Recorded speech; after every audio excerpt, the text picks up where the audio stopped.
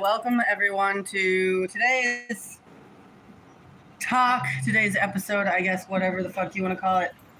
I'm super fucking happy to be here. Let me just turn that off so it's a little less loud. I've got, I'm actually in like a climate controlled room right now. It is still pretty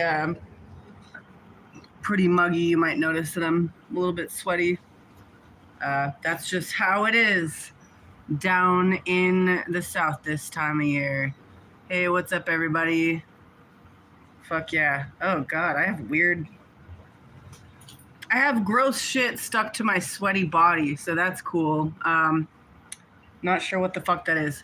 Anyway, yeah, so today we're gonna have a little talk about van life, and in case you don't know, I'm Cornelius Vango, and the reason I'm called Vango, it's not just because I'm a painter, which I am. I haven't done a lot of painting recently, but that's neither here nor there. I'm called Vango because I have lived in vans for collectively over 10 years. And that started when I was in high school after I had been like living on the streets, couch surfing, on and off, kicked out of my parents' home. Eventually, my parents gave me the old family van when they upgraded to a newer vehicle. And that's when I started living out of it at the end of high school for me. And that's when I first started, like, it wasn't van life, you know, everybody's all like romanticizing living in a van, but like I was literally homeless. Like I wasn't trying to be cool. It wasn't a choice. It was just my best. Yeah, I finished out high school living out of my van, and I just kind of never stopped living out of my van. There was some points where I was living in shared apartments with friends and stuff, but then I took it out on the road in 2012, 2000. No, I hit the road officially, like, because I was just homeless living in a van in Minnesota when I was younger, before 2011. 2011 is when I ended up hitting the road. And the picture in the thumbnail there, you may notice I look a little bit different. That's because that was taken in, I believe, 2012, 2013. I think it was 2012. And that is actually in Slab City. That thumbnail picture is where my old camp was, which was up at the tank. So I just pull my van in there for the year and park up in the shade of the tank. So, yeah. The tank is what used to be the water tank, one of the water tanks for for Camp Dunlap, which is what Slab City was when it was a military base. So anyway, also I've been getting a bunch of people asking me if, like, really fucking stupid questions, like is it true the library burned down? Is it true Slab City was sold? Like this. I'm trying to say this nicely. You fools. Like, shut the fuck up. No, of course not. Anybody, like, literally anybody can go online and make a fucking YouTube video titled, you know, the White House just burned down and I pooped on the president's face. And, like, that doesn't mean that it's fucking true. So, anyway, also, Slab City has been, like, up on the market for sale since the 1950s. So anybody that's going around saying that they bought Slab City or that it's for sale and that it's in danger is a fucking shitlord, and they're trying to get attention. So just ignore them and they will go away. Now that that's out of the way, I guess maybe I should thank my patrons. Okay. I'm going to doodle around on my guitar and I'm going to read your names before we get into van life. All right, internet patrons are Donna Melton, Lol Batty, Mr. Belmosen, Aaron Allison, Mike Waddley, Aaron Kranick, Alan Carfagnos, Stacy, Sapphire, Cindy Shigler, Will Davidson, Rip, Miles Martin, Jessica Norito, Paul Taylor, Mini Form, Simple Truth, Audrey Boldrin, Leanna Mack, Tammy Bertrand, No Monday, Sean Keaty, Brooke Hash, Christy Young, Christopher Hawk, Robin Buglio, and Helen C. Pope Jones.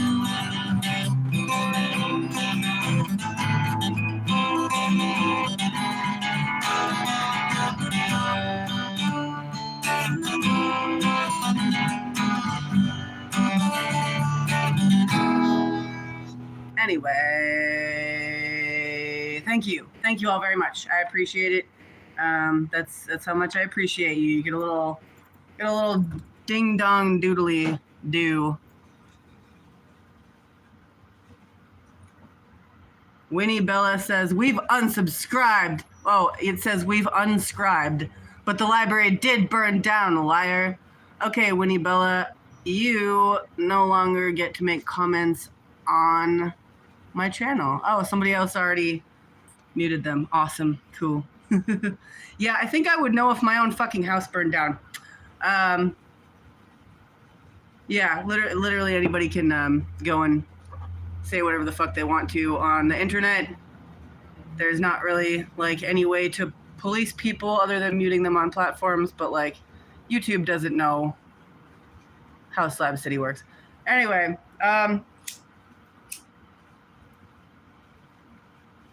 so yeah, nice one, Captain Grimm. Yes, actually, you know what? I take it all back. It's true. The library did burn down. It was a cheese fire, just like Wasatch Traveler said, because they're in the know. There was too much cheese stashed in our cheese vault in the basement of the library, and eventually it culminated into an all-out turf war between the cheese dogs and, of course, Zoe Aurora, who is now going by Aurora, and Aurora fucking, got the cat troops all suited up, and they had an epic cats and dogs battle on the hill in front of the library. It was a sight to behold. There was like arrows flying through the air, like fire arrows, and cheese dogs exploding in the nighttime. And it was crazy. And there's no library left, so there's no reason to ever go there. And it was a glorious battle. But Aurora got all the cats and the cheese to safety on her battleship on the canal, and she's now sailing to the Gulf of Mexico because that's where the canal goes to. And yes, Escal, I don't know who told you that, but you're correct. We are mining gold in the basement of the library. Anyway, that's out of the way. Now we've cleared up some things. Now you all are on the same page here. So anyway, we're here to talk about van life. So what I was saying in the beginning before I got off track on the real inside scoop of the cheese dog mafia, which you can rock on a t-shirt. There's links in the description. So I fucking traveled and lived in vans for a long time. Before van life was a thing, before Instagram even existed, before hashtag van life existed, I was living in a van. So I think I have a little bit of authority to talk about it.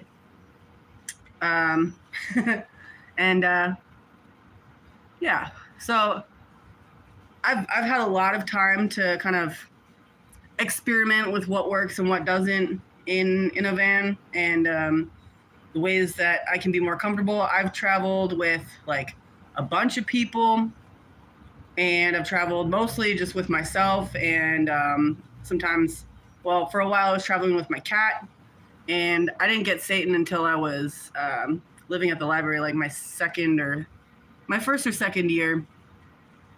Helen Jones says, cool facts, Cornelius, you were a rubber tramp. Yes, there is a very distinct difference between rubber tramp and van lifer. Rubber tramp is like a little bit more real. Van lifer is like hashtag ooh woo, fucking Instagram pics, like $10,000 vans with $5,000 custom interiors, whatever. Rubber tramps are tramps, which are travelers, like poor travelers, vagabonds, if you will, that happen to get a vehicle, thus the rubber, because the rubber on the road. Then you've got leather tramps, people that travel on foot, and then whatever. There's many different types of tramping, but I'm just appropriating the van life title because it sells better. So here we are. So I've built out a number of different vans. Mostly I traveled in Chevy 20s from like the mid 90s because, when I was out on the road, those were everywhere. You can still get them, but they're starting to age out a little bit. But, back when I was actively van traveling, it was easy to get parts because there was a lot of Chevy 20s laying around in people's yards. You could go and scrap them. And since I was really familiar with them, that was the first type of van I ever got. Then I just, through using them a lot, I became familiar with kind of the tricks with Chevy 20s. Back then, I don't know about it now, but back then the two top like vans that people would try to live in were at least affordable vans were Chevy 20s and Ford E350s, I think. Yeah, I think that's what they are. The Ford Econolines. And because they're reliable and they're easy to work on. I am not a Ford person. I've always been into Chevys, but I've also lived in cars. And right now I'm living out of my Subaru Forester, which is, if you don't know what that is, it's a mid-size SUV, but it's kind of more like the size of a car. It's like, a cross between a car and a SUV. Pretty cool. I like it a lot. I just got it back. And one thing that a lot of people, when they're looking into living in a van, is they want to outfit it like a house or a tiny home, micro home, I guess is what you would call it, to sound hip. But they want to cram in. They're always like, oh, what do you do for refrigeration? What do you do for a bathroom? Blah, blah, blah, blah. And it's like, well, I don't fucking shit in my van. Never have. Not going to. I think that's gross. If you have some kind of like disability and it's hard for you to get to a bathroom or like go and dig a hole in the woods or whatever, if there's some reason why you have to, then a composting toilet is pretty straightforward and simple. It's just a fucking bucket and you put peat moss in it and that's cool. But yeah, I don't do that. I just go and find a bathroom or go dig a hole somewhere. As for refrigeration, I lived without refrigeration for years and years. And nowadays that I'm back on the road or like staying in other places, I do have access to refrigeration, but I've never felt the need to set one up in my vehicle. I've used small coolers, and I've even used like the 12-volt car cooler that you can plug into your 12-volt, like the cigarette lighter in your vehicle and run it. But I barely use those. They have them like at truck stops. You can get like trucker coolers that plug in. I don't think they're necessary. Actually, the thing about van life is it's almost like less is more, because if you try to cram all of the amenities that you're accustomed to in your house in your vehicle, then you really don't have a whole fuck ton of room. Nowadays, it's a lot easier to assemble a power system. You can just go buy what they call a solar generator, even though it doesn't fucking generate anything. It's literally just a pre-made battery bank and comes with the solar panel and like all the things built into it. So nowadays you don't really have to know how to make your own solar system from scratch. You can just go and buy one of those and have your little solar panel and unfold it when you're parked and collect power that way. Or what I have done in the past was I wired a deep cycle battery up to my my car battery, so that when the car was running or the van was running, that it would charge my deep cycle. That was before it was easy to get solar panels though. So now I would definitely recommend solar panels instead, especially if you're not running a whole lot of high power stuff. Like, you don't need a fucking microwave in your van. You just don't. Get a fucking camp stove or whatever. I know people have used solar ovens too, which is fine. They take up a lot of space in your vehicle though, and when you're actually like actively rolling, you don't typically have the time to set up your solar oven and like wait for it to cook your food. I I had a little trucker oven about this big, and when you're driving around, you just plug it into your cigarette lighter. You put your little casserole dish of your food in there, and yeah, just cook it up. And by the time you you've driven, 30 minutes or whatever, you can pull over and pull your nice hot food out. And that's always nice. Super good to have hot food without having to, use up propane and stuff. There's so many different things that you can use that that you wouldn't use in a house. So if you're thinking about moving into a van, or you have been living in a van and you're newer at it, you got to kind of start to think outside of the box. And like, one of the main reasons why I enjoy living in a vehicle is because it's so far removed from home life and all those things that you don't really need. You think that you need, but you don't. Amenities in houses are fucking wasteful, and they're not energy efficient. I got the old timers in here saying cook on the engine. You can do that, yeah. Absolutely. You can wrap up your little frozen burrito in some tinfoil and stick it on the engine and just drive.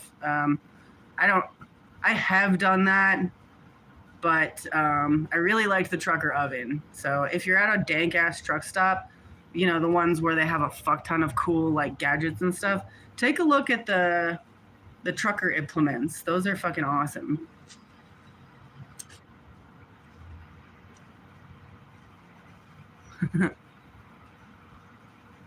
Roger says, I'm gonna move into a Harley. I don't know how you're gonna move inside of a Harley. But yeah, lots of people do it. Amy Anderson says, very helpful. Me and my kids are just experiencing van life and trying to adapt to this life. Yeah.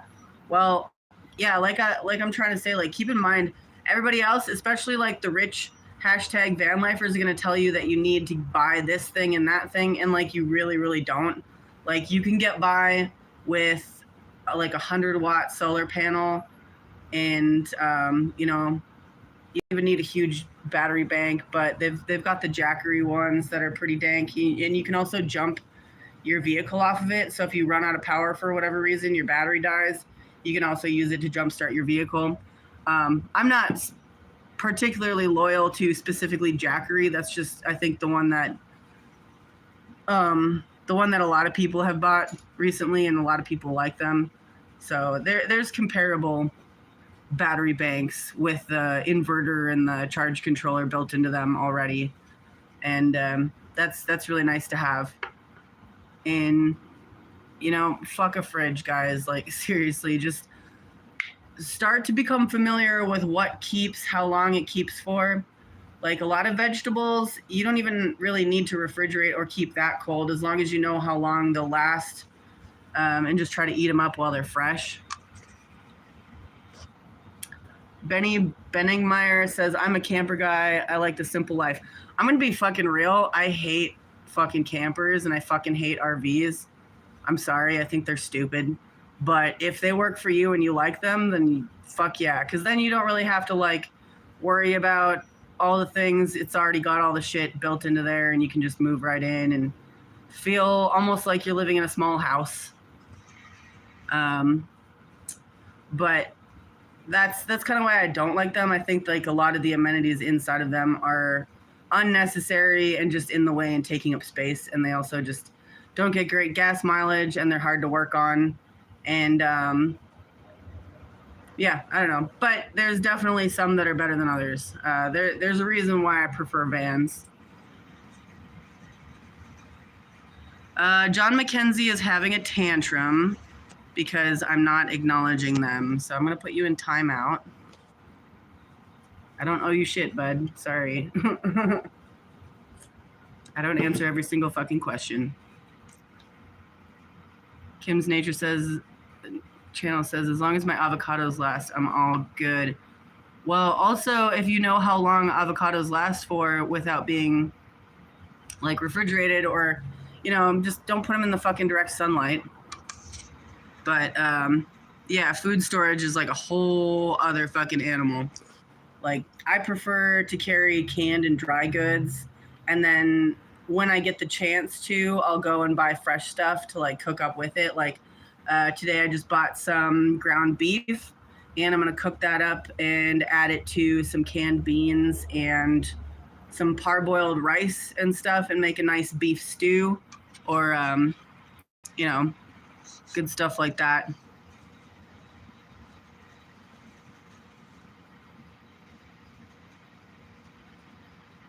Hey, Aaron's in. Nice.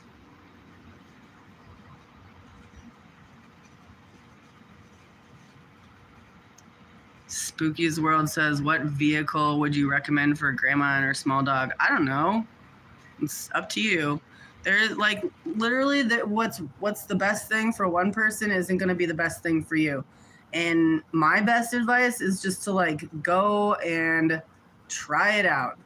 If you get my vans that I typically roll around in were the 3/4 ton Chevy conversion vans, and that's a really nice amount of room because you can have like a decent sized bed in the back, and under the bed plenty of storage for all of your stuff, like your camp stove and your cooler and your clothes and your little box of technology and your dog food and dog toys and dog treats and blah blah blah. That's what I would do. I had a couple of pretty nice configurations for my vans as well. I did briefly, for I think my like first 2 years on the road, I was rolling around in a minivan actually, and I liked the minivan too. It was like a soccer mom van, as they call them, Chrysler Town and Country, and I really liked it. It was cool, and there's nothing wrong with it. You don't need as much as you think you do, is what I'm trying to say. Like, you don't need to get like some big crazy thing with all the bells and whistles. And if you're going to nice areas where like if you're traveling with somebody besides yourself and you're worried about like sharing a small space, like you just make it a point to go places where you're like outside, where you can get space from each other, campgrounds and public land where you can park, and like so you don't always have to be like inside. Like, people that come from living in houses, they think that they need to like sit inside of their space all the time, and like you really don't. When I'm living out of a van or a vehicle like I am now, I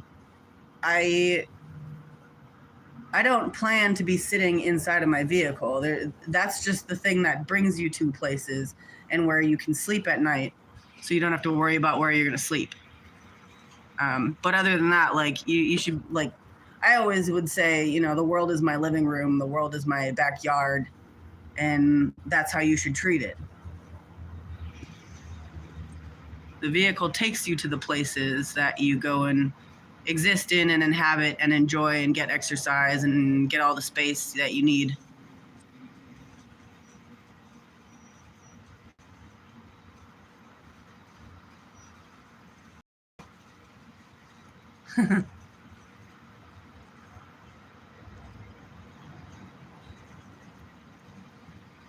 Nikki says, food storage and food ideas are up my alley. The more the merry. Yeah. Yeah, I was thinking about doing a talk specifically on just like food storage, but like, I don't know, just get canned and dry goods and eat, like go out and buy your fresh stuff when you're in town and bring it out to your camp and cook it up when you need a hot meal.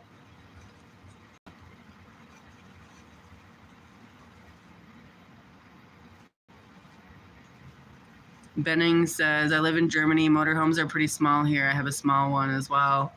Not like these huge American toy haulers. Working on mine is easy. That's cool. Yeah, I bet in other countries there's better options for RVs and stuff. I just kind of like having the open space of a conversion van because it's just like all possibilities. You can, you can make it your own.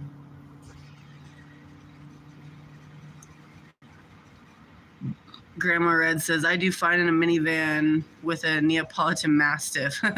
Yeah, see, that's the thing. Like, what might work for you wouldn't work for other people, and, vice versa.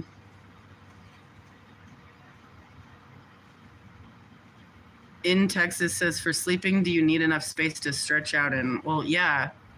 I think the most important part of having a vehicle that you're sleeping in is that you sleep comfortably. So for me, that's like top priority is having a nice bed that isn't going to hurt you. Like if you're not comfortable in your own bed, then what's the fucking point?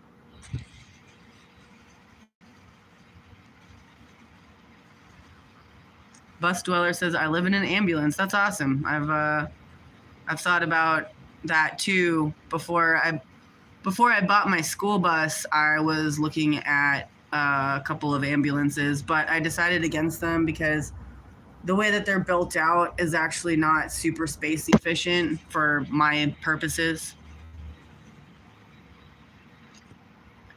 Cole says Toyota Tacoma can get you places. Yeah, Toyota Tacomas are cool. My buddy Squirrel that was in one of my live streams a couple months ago, he's rolling around in a Tacoma with a nice truck bed camper, and he sleeps pretty comfortably and has a lot of good storage. Kim says, I lived in a 40 Econoline van in the 90s. Hell yeah. Escal says, I live wherever my car breaks down. Wink. Yeah, that's fair, man. Yodi and me parked at the beach right now. Cool. Well, we got a lot of van dwellers in here. That's awesome. If you guys want to sound off and just like, if you're living out of a vehicle right now, you could just comment with what kind of vehicle you're living out of and how long you've been living out of it.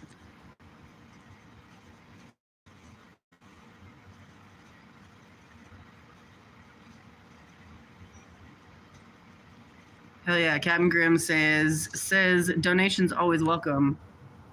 Here with YouTube, Super Chat, or preferably on PayPal. It's true, PayPal is a more direct way to get down with the kickdown. So if you want to toss some gas money my way, there's a PayPal link and a Venmo link, and you can also join my Patreon and get sneak peeks and exclusive content, that sort of thing. Grandma Red says 2000 Caravan on its third transmission. Nice.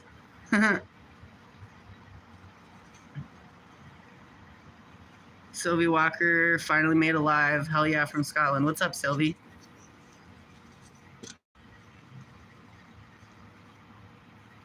Patrick says, I knew a chick that lived in a hearse with bullhorns on the hood. That's cool.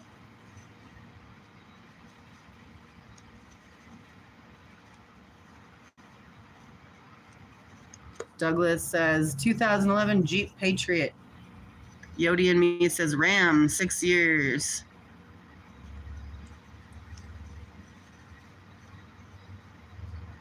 Helen's roommate has a Toyota Tundra. Bus Dweller has 1,170 watts of solar in their vehicle. That's pretty badass.